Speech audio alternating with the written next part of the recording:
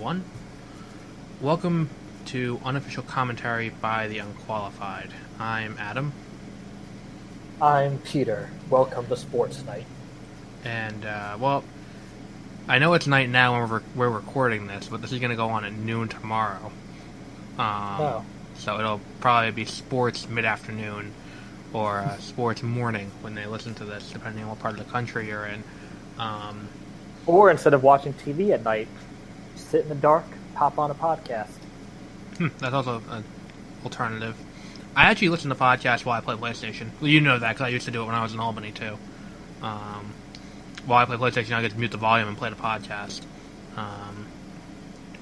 Because I haven't played a video game that's worth listening to in years. We're rebranding this podcast again. If you've been subscribing from the beginning, you know that we started out doing commentary tracks on famous movies.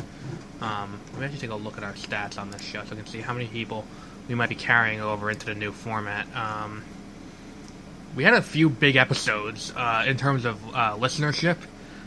For some reason, our commentary on The Shining, the first episode we ever did, got over 130 listens. And then we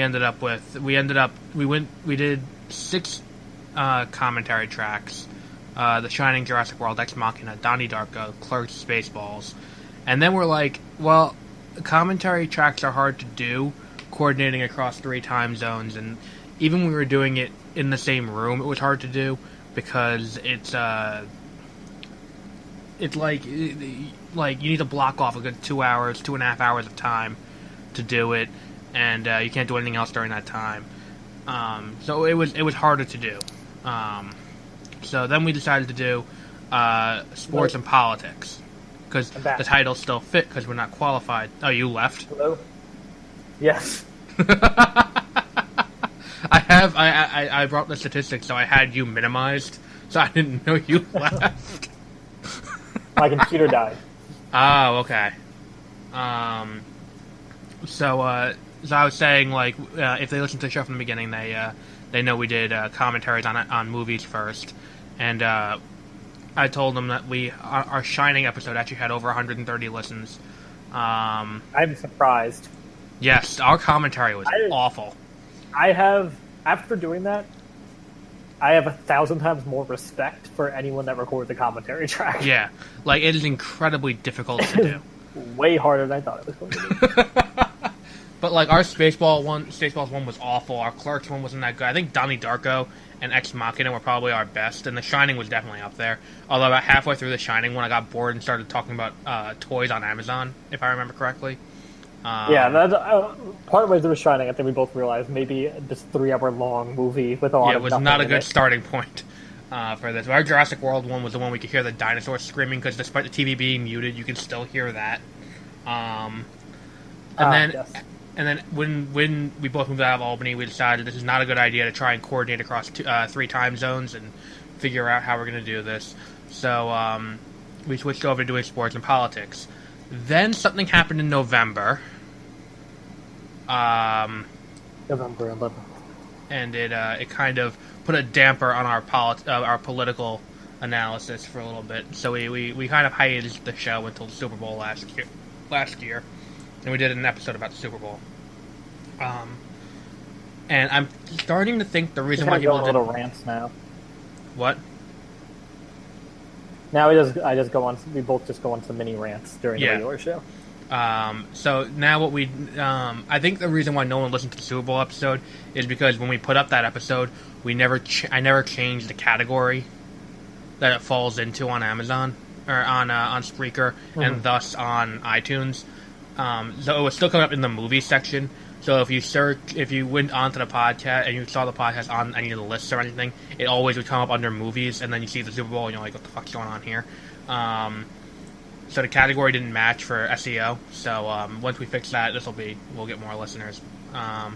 So we have we're going to start off with the new format, the new branding. Still same title, Unofficial Commentary by the Unqualified. We're going to be doing it about football. Because we now only exclusively cover wrestling. And not the fun kind. WWE. The weird kind. Collegiate wrestling. Turkish oil.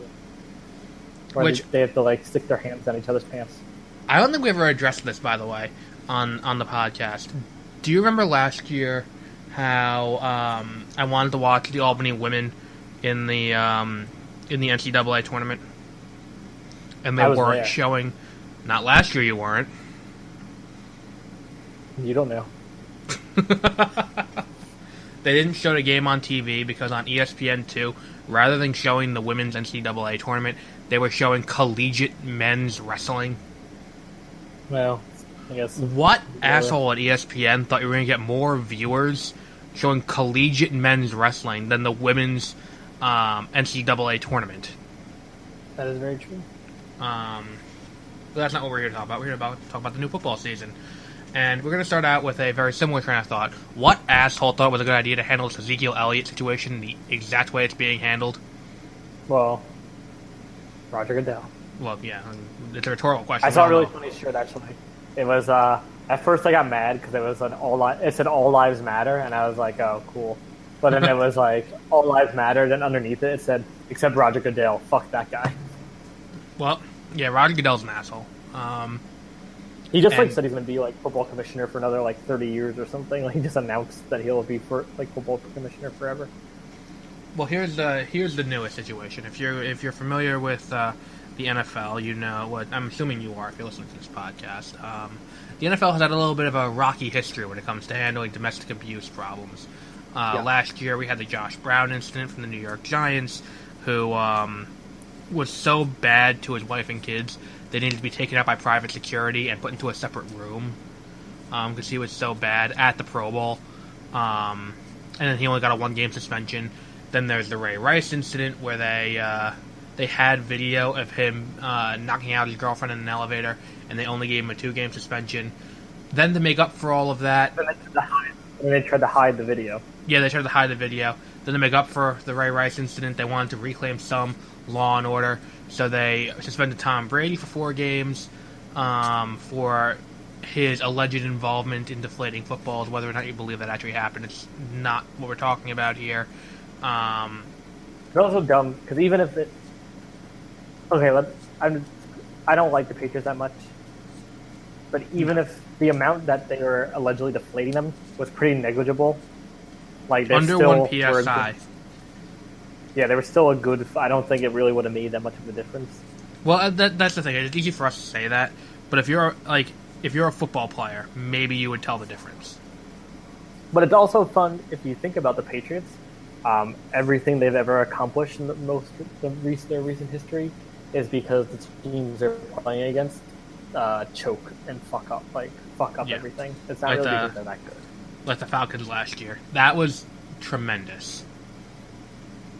I knew it was going to happen. Like, I remember watching that, and the people I was with were... Because no one ever really liked the Falcons, but everyone was just rooting against the Patriots. And at halftime, everyone was like, oh, this is so awesome. And I was like, they're going to come back. Yep. Tom Brady is the greatest player of all time, as evidenced by the edition of Madden that just came out, the GOAT edition, if you will, calling him the greatest of all time. Did you see Rob Gronkowski addressed racism? Oh, good. Racism is solved. And said how to fix racism. How do you fix racism? I'm pretty sure he was just like, he was basically like, just don't be racist. I think that was his advice. Jeez! Were like, wow. Why haven't we thought of this sooner? And I'm pretty sure the Patriots are the most racist football organization. Well, it's the city of Boston that funds them. Like, Boston, the T-shirts that said no N-words in hockey when Subban came to play. Yeah, I hate Philadelphia, but I don't think Philadelphia is racist. They treat everyone the same. They treat everyone equally like shit. Yeah, exactly. Now, I think the Ezekiel Elliot situation is Ezekiel Elliot allegedly beat his girlfriend while he was playing for Ohio State. Then good old Zeke got drafted by the Cowboys and... Excuse me. The Ohio State. Right, the Ohio State University. Oh, no, you have to say the Ohio State University, otherwise it doesn't count. So you have to. So he goes to the Cowboys, and he has a breakout year last year. With this whole thing still looming over him, they conducted an investigation at the NFL and find that there is grounds to give him a 6-game suspension. And now he's appealing it and trying to get an injunction. I don't know if he was granted the injunction to be able to play Sunday against the Giants, but they're trying to get that. Now, here's the thing. Okay? If you are the Cowboys and you are playing any other NFC East team week 1, is it worth appealing this? Yeah. Because the NFC East is probably the best in terms of competitive, like it's gonna be the most competitive division this year. Where we're gonna do our predictions of who's gonna win each division, but I think it's gonna come down to the Giants and the Cowboys, with the Eagles closely in third, and the Redskins filling the ceremonial last place spot, the Mets of the NFC East, if you will. So that's why this is so big. Is I don't want to make it sound like the reason why he should be suspended is because he's playing the Giants week 1. He should be suspended for what he did, and the problem is what he did matters because of what he stands for in the community,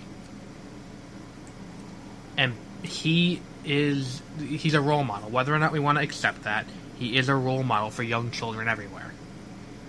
Yeah. And by saying to him that you can abuse your girlfriend and still be allowed to play football with no interruption, that's a problem. So he should have a suspension. That said, there's also the issue of why this is... Here's the other problem. The suspension was for the wrong reason, if you wanted to suspend him. Because you could have very easily made the case to suspend him for the incident in New Orleans at Mardi Gras, where he pulled the woman's top down. Which, mind you, was considered sexual assault.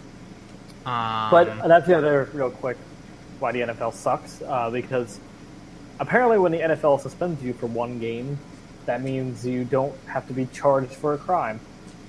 Yeah. By the police. Yep. And then it's like, and then there's the other incident more recently where he punched out the DJ in a club. That's the one I forgot about. Like, here's the thing. His off-field antics should have repercussion, and it shouldn't be monetary. Yeah. Because he's so big, he makes so much money in revenue from jersey sales and merchandise and stuff like that. That saying to him, "You gotta pay a fine." Okay, look at Beckham. He's still an asshole. He got the asshole fine. He's still an asshole. Like, yeah. I can't tell if he's fat or not, and it kind of annoys me. So who, Ezekiel Elliot? Strike against him. Yeah. Ezekiel Elliot, I don't think is fat. He's a running back. He can't be that fat. He looks weird though. Like I can't tell how tall he is either.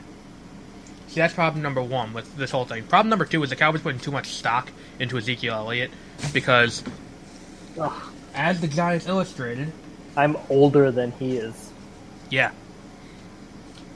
That's depressing. Anytime I look at that, I'm older than Aaron Judge. That's also depressing. But the thing is, the Cowboys are putting too much stock into Ezekiel Elliott this year. If I'm playing the Cowboys this year, you know what I'm looking to as the example on how I'm going to run my defense against them? The way the Giants shut them down twice. Yeah. If you can shut down Ezekiel Elliott, you will win the game. Because Dak Prescott is not that good of a quarterback. No, especially whenever he's under pressure, he chokes. Yeah, so here's the problem. Unless he fixed that in the offseason, I don't know if he did or not. You're better off. See, I don't have any concern that the Giants aren't going to win this game on Sunday. I think the bigger issue that's going to come into play is, are the Giants going to be able to shut him down as effectively as he did last year? And this is more of an integrity of the league situation than the Flickgate ever was. Mm-hmm. So there's my big problem with this. If you want to take a stand that this is for the integrity of the league, this is where you do it.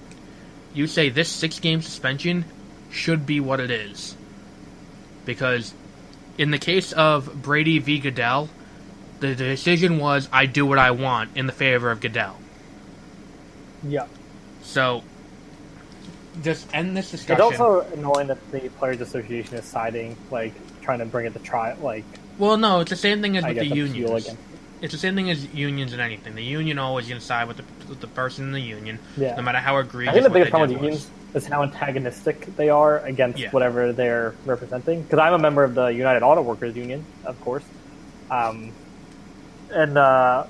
Like, we got a new payroll system called Workday, and actually it's very nice.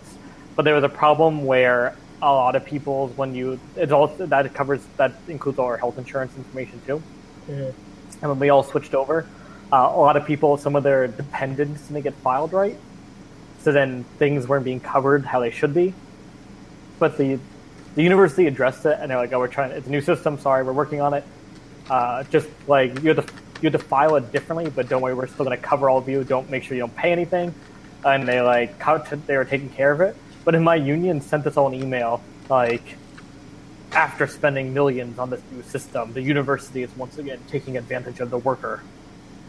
Like, I had $1 look at how they work.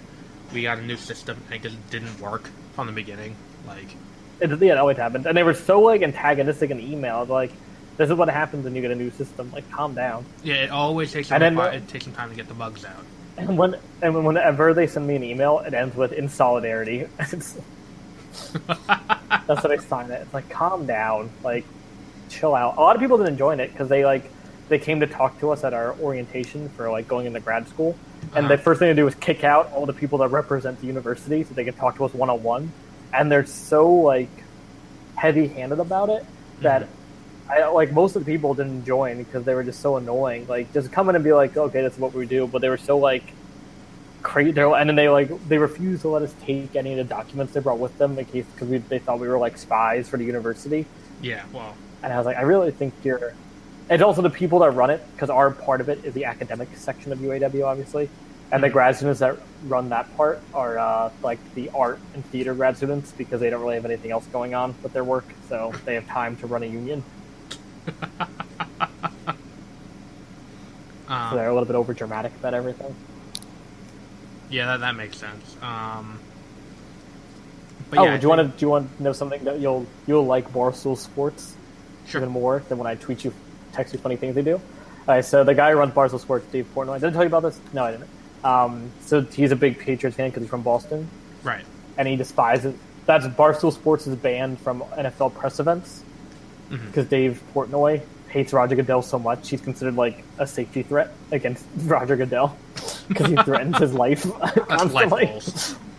So like they were banned from the Super Bowl, so they said they were the bad boys of podcasting, so they set up on a bench outside of the press room and interviewed people as they walked past.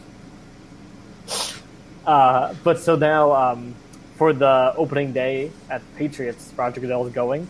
So he had 70,000, the playoff towels. Yeah. He had 70,000 of those type of towels, with Roger Goodell as a clown on them, made to hand out to people for free to bring into the stadium. And they also rented out billboard space all around the Patriots Gillette Field to put up just a picture of Roger Goodell as a clown. Yeah, we should. I think he's gonna sit in at NFL headquarters also. Yeah, Goodell needs to resign. I think he's the issue here. See, because here's the problem. As long as Goodell is there, he's a sign of weakness in the league. Yeah, he sucks. So, just get rid of him. I really don't understand what's the hard thing about this. Who is really that pro-Goodell that they can't find some way of getting him out of office? I feel like he has too much power, and there's no way to get rid of him. There's no checks and balances in the league. But here's the solution to this problem, and how they should be solving this. is suspension. You can't do if you appeal a suspension, you should still not play. But if you win the appeal, you get paid. And then, because the thing is, the reason why that they're appealing is just like you'll have irreparable loss. But if you win the appeal, then you get paid again. Now, if you're looking at some of the quotas they have in the contract, if you appeal, like let's say you beat your wife, you get suspended, you appeal and you lose, then you end up getting you won't meet your quota then if you like for rushing yards per season, and you get a bonus for hitting your certain amount of rushing yards. That's different. Now, let's say Ezekiel Elliot does it, he appeals, he wins, and and he's already missed 6 weeks, and he comes back. What they should do is scale back what he needs to hit compared to how many weeks are left. That's a good idea. And that's how you solve this problem. Because if you just do that, entire thing's fixed. I agree. They won't do that though, because they'd rather the theatrics, and things like this aren't good for the league. Speaking of things that aren't good for the league, we have Colin Kaepernick, who's still bitching about not having a job. Yeah. I've said it before, I'll say it again, and basically that's all I'm going to say on Colin Kaepernick. If you learn how to be a quarterback and actually play the game, you'll have a job. Yeah, because it's not... I think people saying that it's because he protested, like, I don't think it's just because of that, because no, now you know a lot of the NFL players they're protesting, and they're... Marshawn Lynch sat there in the national anthem, and he's still playing. Yeah, exactly. He actually retired and then came back to play. Yeah, exactly. Like, he sat there in the national anthem this year. Did they cut him? No, he's still playing.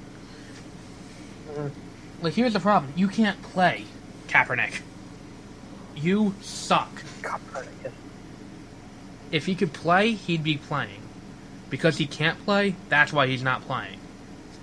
Yeah. That's what it comes down to. It's not race. It's not collusion to keep you out of the league. It's that you suck. You had one good season, like all running quarterbacks do.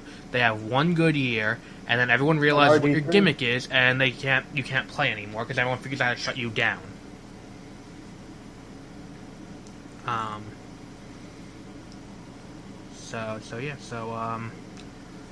Anything else in the football news spectrum we want to get to before we talk about our this year's predictions?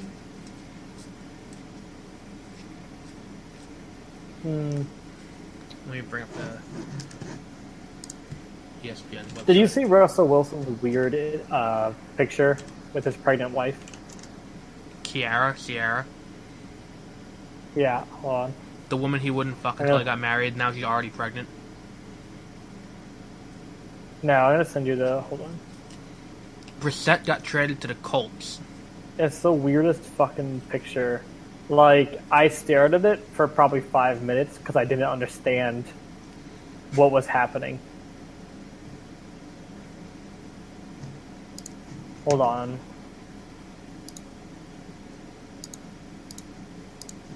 Let's see. It, like, didn't make any... Hold on.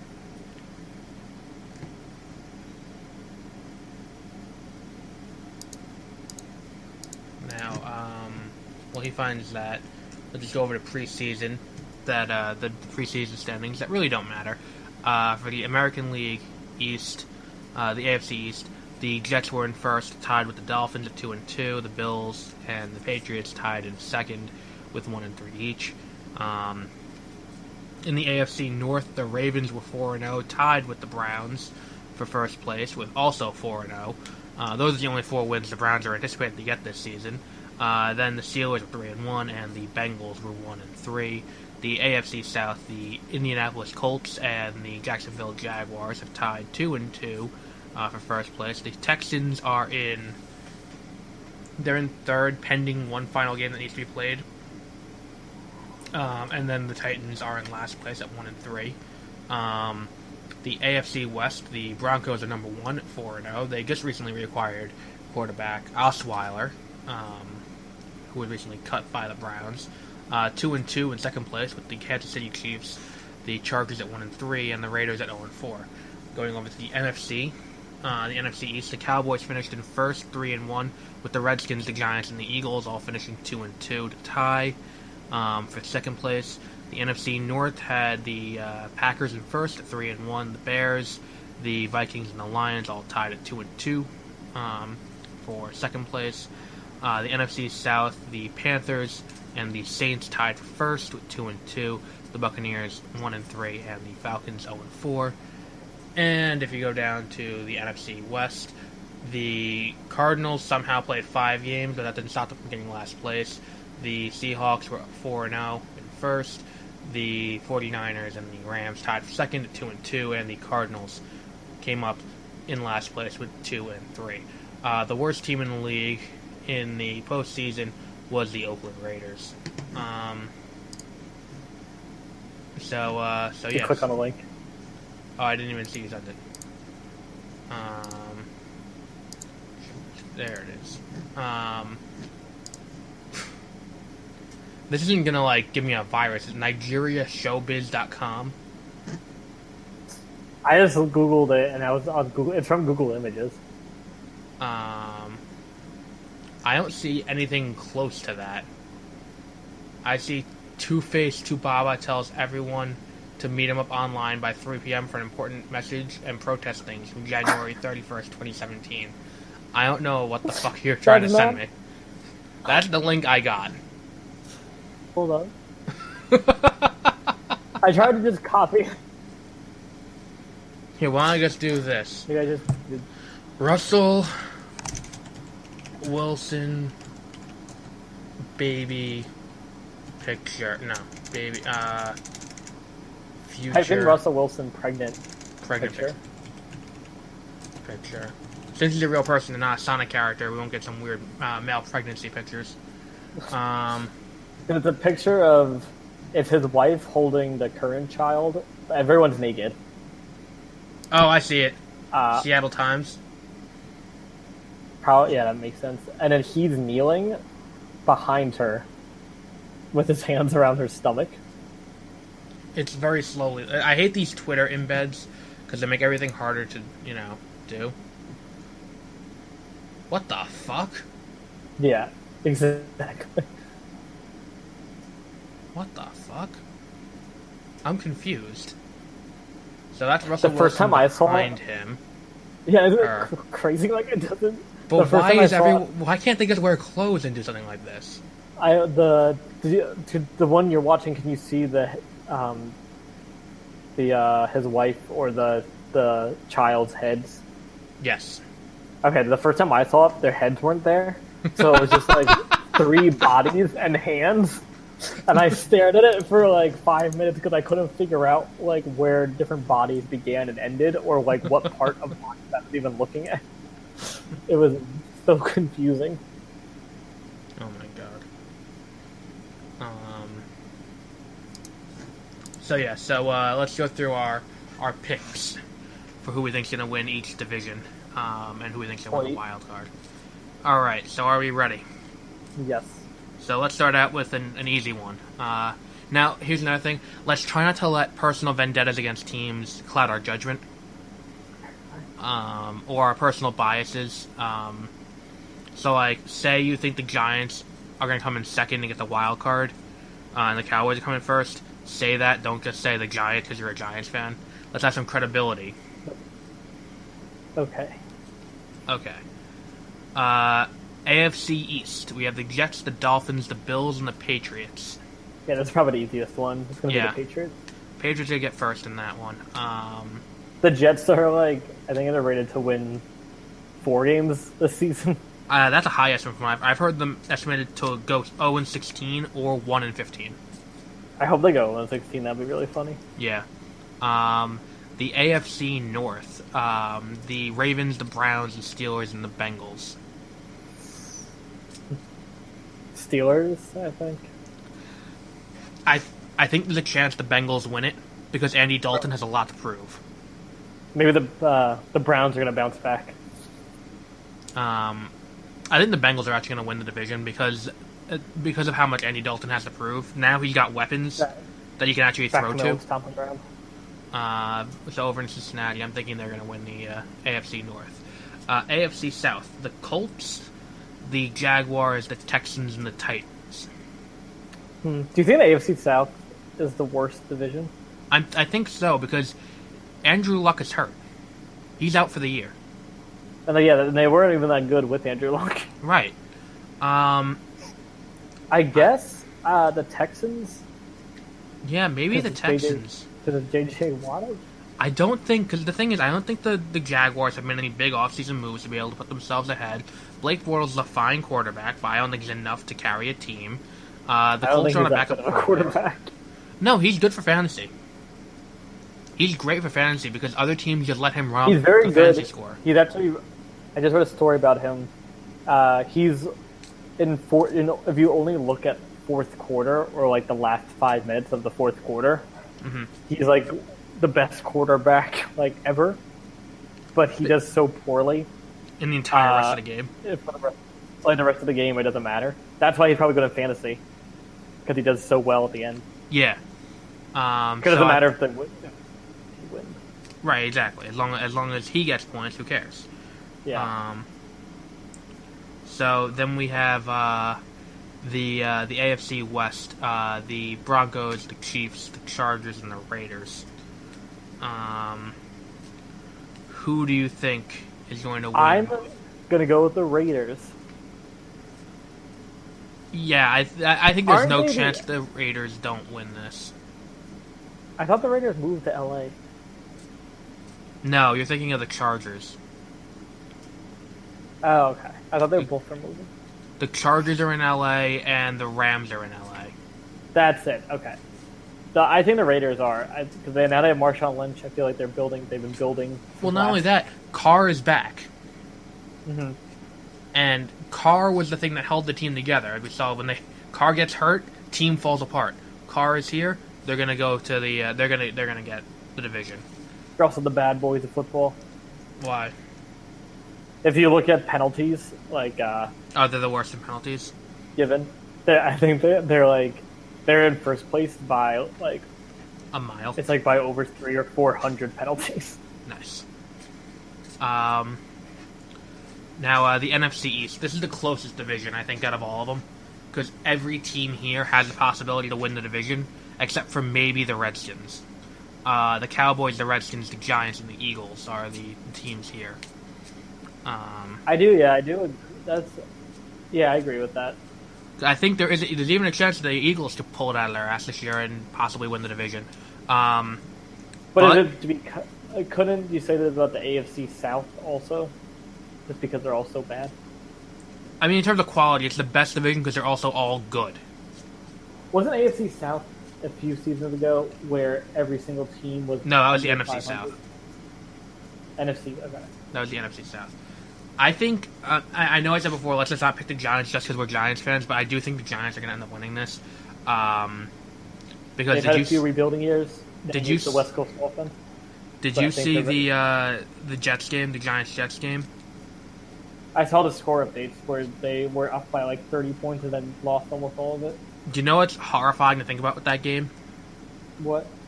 The beginning of the game when they were up by $1 billion. That was with Eli Manning throwing to the backups. Brandon Marshall wasn't playing. Beckham wasn't playing. Like, the only starter who was playing was, like, Sterling Shepard and the new tight end. I do like Sterling Shepard a lot. I drafted him again. Last year I picked him up off of waivers after week 1, and he put up a consistent 10, 15 points every week. I picked him up this year. I drafted him in the 9th round. Very useful player. Yeah. So I do think the Giants are going to win the NFC East. And do you agree on that, or do you want to say Cowboys? No, I'm going to go with the Giants. I do think they can do it. Because I think a lot of people are putting too much stock in the Cowboys this year. Because you only get one good year out of a good running back. And usually their first year is their best, and it's all downhill from there. And even so, the Giants have some running game. Victor Cruz doesn't play football anymore. Oh, he got cut? Yep, he is not on the Bears anymore. Oh, that sucks. Maybe the Giants will pick him back up really cheap. I don't think so. That, I think, that'd be a really scary team, I think. And what do you mean? If the Giants had a really cheap Cruz on top of all that they already have. Well, he would just get hurt again. Oh, he got hurt again? No, I'm just saying I think he'll just get hurt again. Oh, okay. NFC North, this is an easy one. Packers, Bears, Vikings, and Lions. I think it should be the Packers, with the Lions coming close but not quite making it again. I think the Vikings can do it. Bridgewater's not bad. I just don't think that. I think the Packers are still the same powerhouse team they've been year after year. Might be like a Patriot effect where the other teams just aren't that good. That's true. NFC South: Panthers, Saints, Buccaneers, Falcons. Anyone who doesn't think the Falcons are going to win this is a fool. The Falcons are going to hands down win the NFC South. Are you forgetting about Mr. Newton? Cam Newton? Yes. Cam Newton can go suck a dick. NFC West. Seahawks, 49ers, Rams, and Cardinals. That's going to be the Seahawks all around. Seahawks. So, wild card. The 49ers quarterback. Someone no one cares about. I think his mother asked. His mother was asked what his son does for a living, and she said nothing. His name is Bethard. Bethard. C.J. Bethard. Bethard. That makes sense. Giants tickets are dirt cheap this year for absolutely no reason. Like, what the fuck? 49. Yeah, I pull up 49ers page. So, who do you think should get the wild card for the AFC? Hold on, wait 1 second. I just X'd off the page out of them. Alright. Wild card for AFC? For the AFC, yes.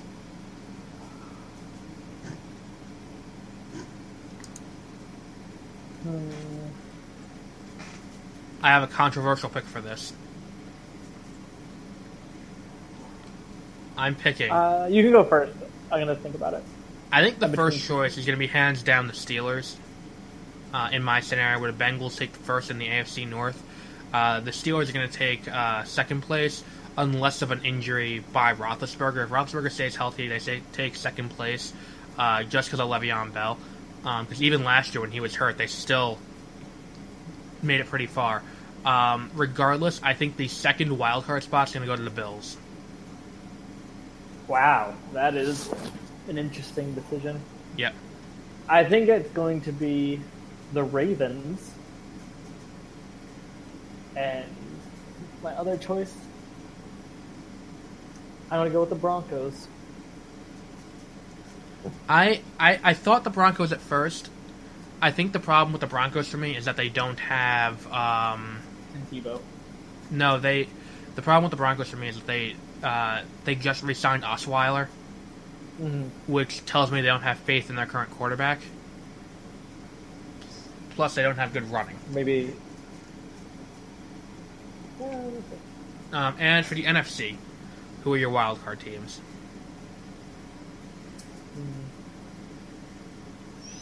Yeah, this is an easy one for me. I think it's going to be Cowboys, Lions.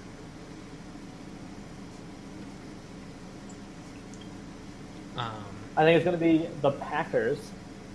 Right, you don't have the Packers winning. You have the Vikings winning.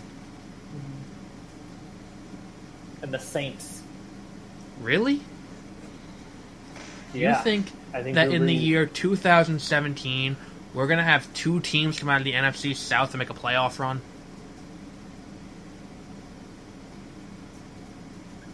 Unironically? Yep.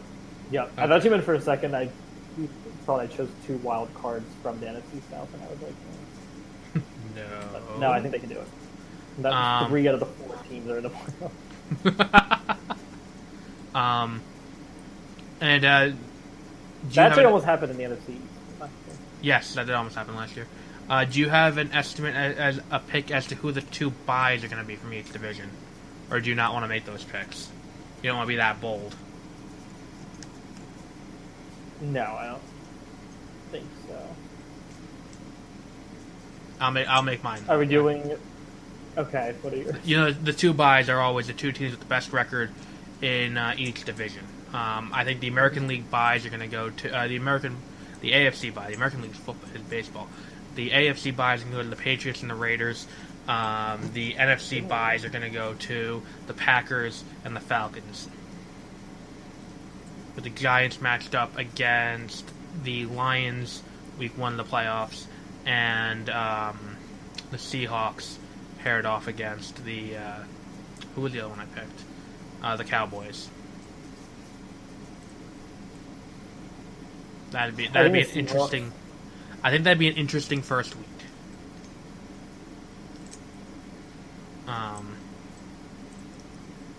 So yeah. So what's our Thursday night game? We'll pick the Thursday night game because that's the only game between now and when we and week 1 that's being played. That's an actual game and not a preseason game. Thursday night is Kansas City at New England in Foxborough, 8:30 p.m. Tickets are available if you are in Boston for $113. There are 490 available tickets. It's really sad that the Giants at the Cowboys is not selling out. Next week's Sunday night game is the most tickets available on next week. There are 6,655 tickets available, starting at $45 at AT&T Stadium in Arlington. Colts Rams. That is a very important game. To be fair, Texas is having a little bit of an issue right now. Maybe that's something to do with why so few people go into this game. But Kansas City at New England. Who are you selecting for Kansas City at New England? I think I want to go with New England.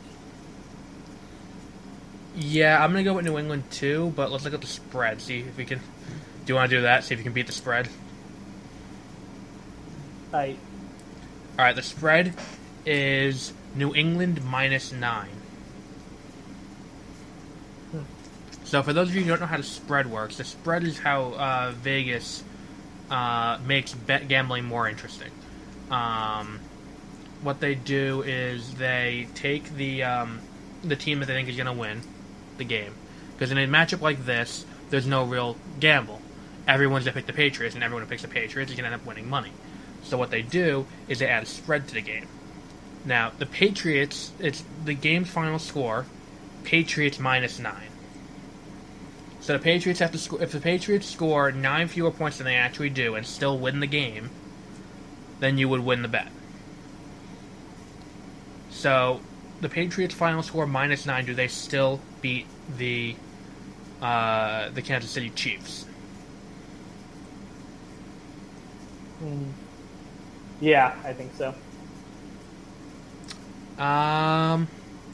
Yeah, I think so too. The Patriots have a lot of injuries. If you look at their the injury report, they have a lot of injuries going into this game. So yeah, I'm picking the Patriots for both too. And then one last thing before we sign off for the night: the Eliminator. Which team do you pick for the Eliminator this week? I'll list off this week's matchups.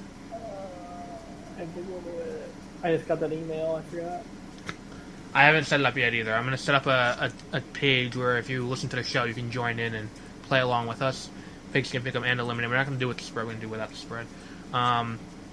So we have Kansas City at New England, Jets at Buffalo, Atlanta at Chicago, Baltimore at Cincinnati, Pittsburgh at Cleveland, Arizona at Detroit, Jacksonville at Houston, Tampa Bay at Miami, Oakland at Tennessee, Philadelphia at Washington, Indianapolis at Los Angeles, Seattle at Green Bay, Carolina at San Francisco, New York, the Giants at Dallas, New Orleans at Minnesota, and Los Angeles, the Chargers at Denver.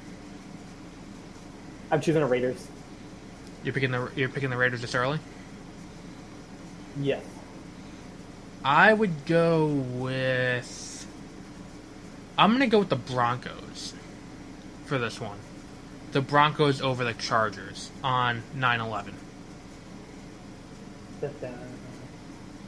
I think that's an easy pick to make because the Broncos, like, I'm not foreseeing a situation where the Broncos are gonna have an easy win again for the rest of the season. Mm-hmm. So that's a good way to get them out of the way because you can only pick each team once. Cheapest tickets this week if you're looking for tickets to a game.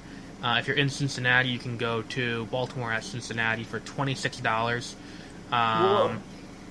If you're in Houston, you can go to Jacksonville at Houston for $29. Now, I'm confused. How is it that a city gets ransacked by a hurricane and the tickets are more expensive than going to a division rivalry, Baltimore at Cincinnati? I'm confused about that. Detroit, if you're in Detroit, you can go for $42. If you're going, same thing with San Francisco, you can see Carolina. If you're in Dallas, you can see the Giants at Dallas for $45. So it's a pretty cheap week. Football tickets have been a lot cheaper recently for some reason. Preseason? No, it's regular season pricing. And that's opening weekend. I've been to Mets games that were more expensive opening weekend.